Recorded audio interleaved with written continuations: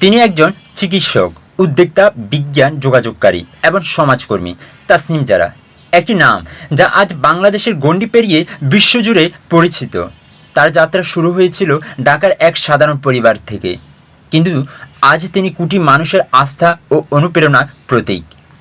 Dhaka medical college থেকে MBBS সম্পন্ন করার পর তিনি অক্সফোর্ড বিশ্ববিদ্যালয়ে পড়াশোনা করেন। বর্তমানে তিনি কেমব্রিজ বিশ্ববিদ্যালয় হাসপাতালে অভ্যন্তরীণ মেডিসিনে চিকিৎসক হিসেবে কর্মরত এবং কেমব্রিজ বিশ্ববিদ্যালয়ে ক্লিনিক্যাল সুপারভাইজার হিসেবে শিক্ষাদান করছেন।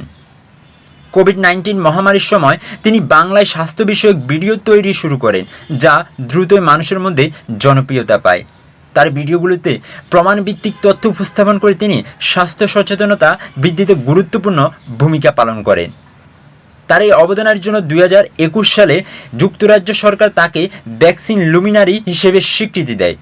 এছাড়াও তিনি সোয়াই হেলথ নামক একটি ডিজিটাল স্বাস্থ্য প্ল্যাটফর্মের সহ-প্রতিষ্ঠাতা, যা বাংলাভাষীদের জন্য নির্ভরযোগ্য স্বাস্থ্য তথ্য সরবরাহ করে।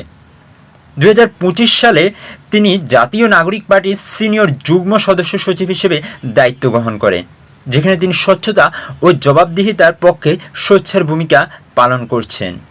তাসনিম জারা একজন নারী যিনি প্রমাণ করেছেন যে সত্য, সাহস এবং সেবার মাধ্যমে সমাজে পরিবর্তন আনা সম্ভব।